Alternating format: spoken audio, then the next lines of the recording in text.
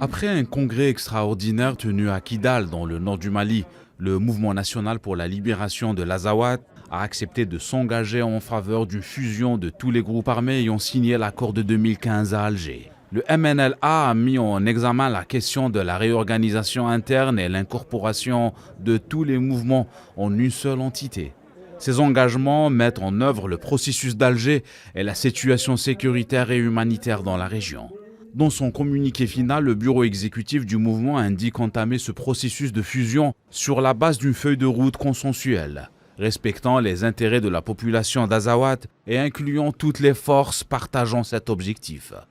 Le Congrès réaffirme le principe de fusion des mouvements de la CEMA en une seule entité politico-militaire, conformément aux résolutions de son congrès ordinaire du 28 novembre au 1er décembre 2019 et de la déclaration finale de la session ordinaire du bureau exécutif de la CEMA tenue les 16 et le 17 juillet 2022 à Kidal. Il engage le bureau exécutif du MNLA à entamer ce processus de fusion sur la base d'une feuille de route consensuelle respectant l'intérêt supérieur du peuple de l'Azawad en incluant toutes les forces vives partageant cet objectif.